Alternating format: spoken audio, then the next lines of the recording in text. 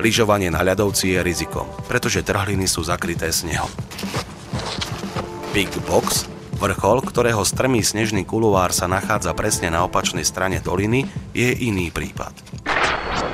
Nie je tam ľadovec, len stvrdnutý firn, ktorý sa s postupujúcim dňom bude roztápať. Čo viac si môžeme prijať na druhý deň po náročnej túre na Korone.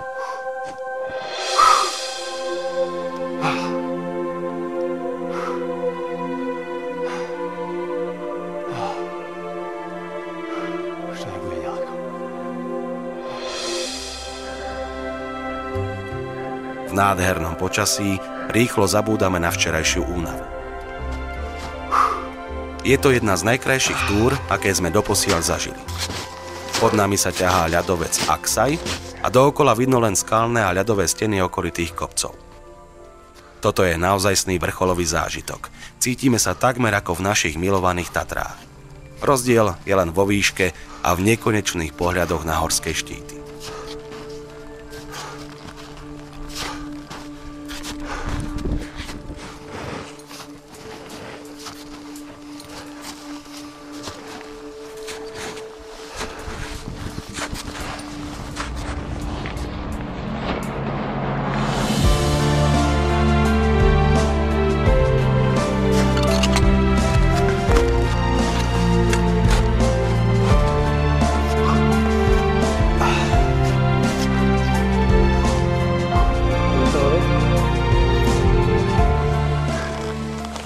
Boli včera na Korone, dneska na druhom kopci.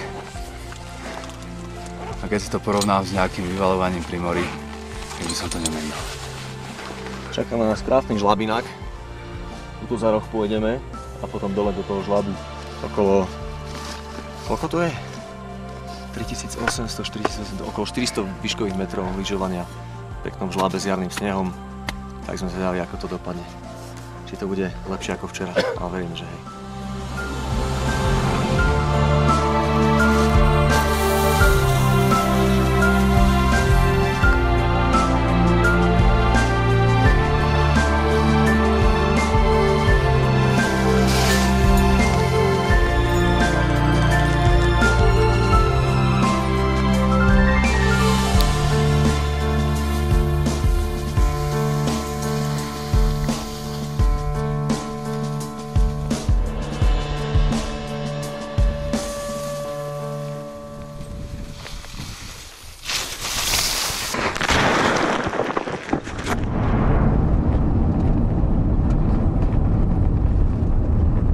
Počas prvých 5 dní sme zlyžovali 2 nádherné štíty.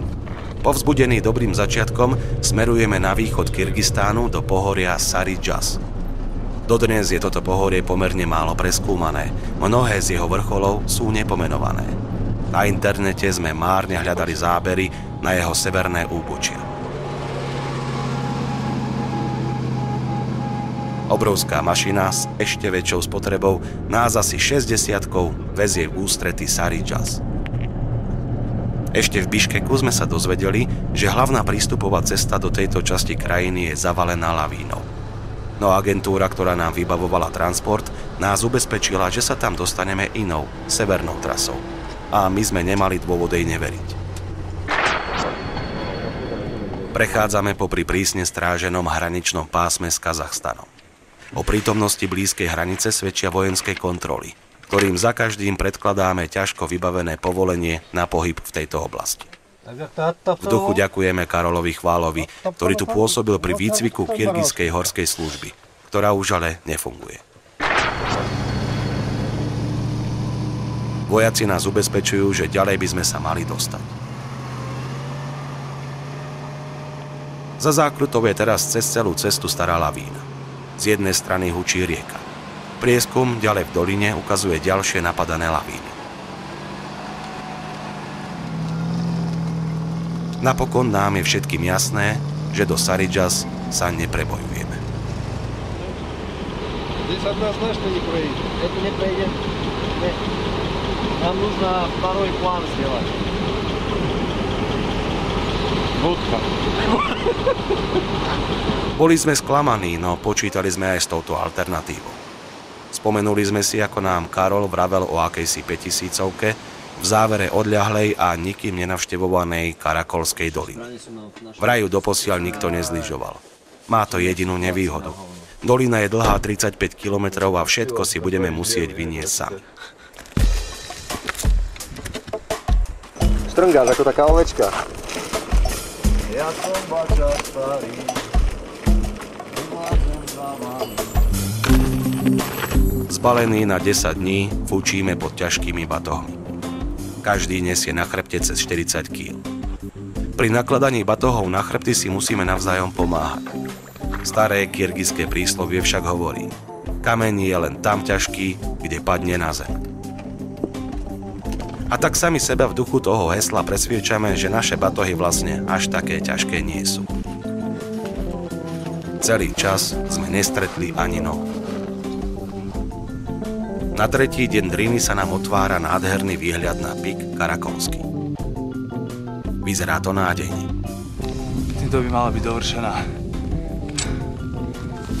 trvajúca vynáška ťažkých batohov. Zdá sa, že sme odhadli aj pravidelnosť počasia. Vždy cez deň jasno a okolo 6. búrky. Už sa vidíme, ako stúpame k vrcholu. No všetko je inak. Na ľadovci vo výške 3700 metrov zakladáme základný tábor. Na druhý deň začína husto snežiť a fúkať. Toto trvá 3 dní.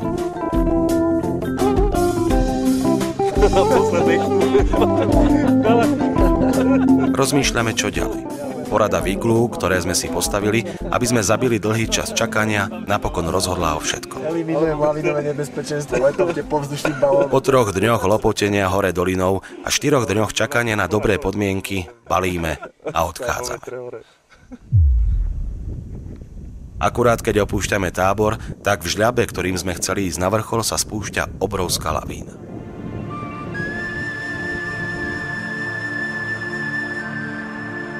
Cestu, ktorá nám smerom hore trvala 3 dni, zvládneme za 14 hodín. V doline stretávame skupinku na koňoch. Niektorí majú pušky a vyzerajú dosť bojovní. Ešte to nám chýba ku šťastiu, aby nás tu ozbíjali. Ledva stojíme na nohách, nebudú mať s nami veľa roboty. No ukázalo sa, že sú to lovci. Alebo skôr pytliaci. Na jednom z koní visí nehybné telo kozorožca. Je zjavné, že koňovi sa jeho náklad veľmi nepozdáva. Domáci toto zviera volajú Marco Polo. Ako sa dozvedáme, strelcom bol šéf drogovej polície v Karakole. Jeho manželka sa už pyšne fotí s nehybným telom ešte nedávno hrdého zvieraťa. Na našu otázku, či zviera nie je chránené, dostávame strohú odpoveď. Je. Viac sa radšej nepýtame. Policajt so ženou sem chodí každý rok. Ubytuje sa u skromných ľudí a pije 4-krát denne kobylie mlieko. Je to vraj liek na jeho chorú pečeň. A za každým zastrelí nejakého Marca Pola. No ľudia, u ktorých býva, sú iní. Raz do týždňa si v kamennej peci napečú chlieb na celý týždeň. Tiež pijú kobylie mlieko a tešia sa, keď zbadajú stále vzácnejšieho Marca Pola. Ich domovom je stan, skriňou konár, peniazmi ovce, autom kôň. Sú spokojní.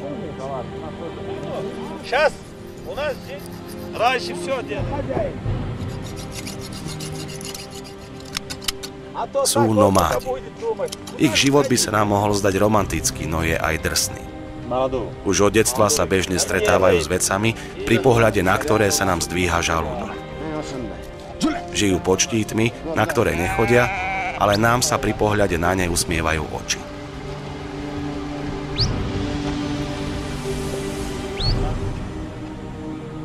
Išli sme do Kyrgyzstanu preto, že máme radi hory. Aj preto, že sme chceli lyžovať z vrcholov, ktoré nikto nikdy nezlyžoval. Ale príroda, ako to už býva, to zariadila ináč. Trochu sme lyžovali, ale o mnoho viac sme cestovali a jazdili. Podľa jedného kyrgyzského príslovia, muž, ktorý chodí pešo, nie je mužom. A tak sme si zaobstarali kone. Miestne kone sa vydriapu takmer všade. Brodili sme rieky, prechádzali suťoviská, cválali po zelených lúkach. a žili sme s pastiermi.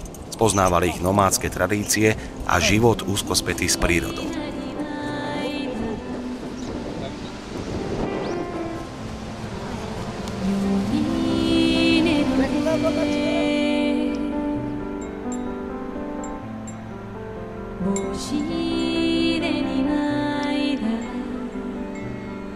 Väčšina tejto krajiny je zatiaľ nepoškvrnená moderným civilizovaným svetom.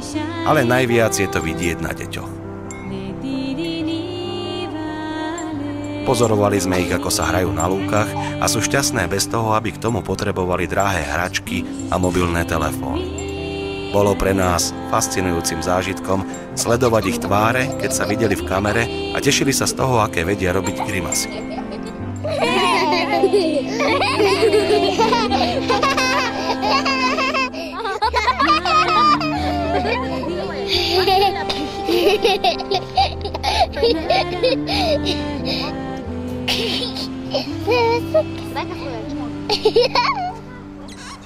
Ale tak, ako sa zmení človek, ktorý vyrastie z dieťaťa na dospelého, tak sa bude meniť aj táto krajina. Nomádi vo svojej pôvodnej podobe budú pomaly patriť minulosti. Ale pribúdajú ďalší z radov dnešných mestských ľudí, ktorí spĺňajú štýlom svojho života definíciu nomádov, hoci moderných. Intenzita pohybu čoraz väčších skupín obyvateľstva sa zvyšuje. Sociológovia to dávajú do súvislosti s návratom tzv. Budu blúdenia.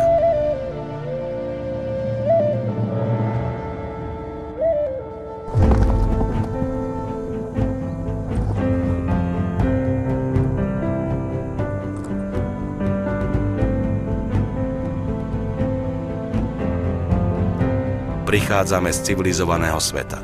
Zo sveta, kde presúvať sa za prácou, za živobytím, za niečím sa zdá byť nevyhnutné. Ale čím viac sa od prírody budeme vzdialovať, tým radšej sa budeme do nej znova vracať.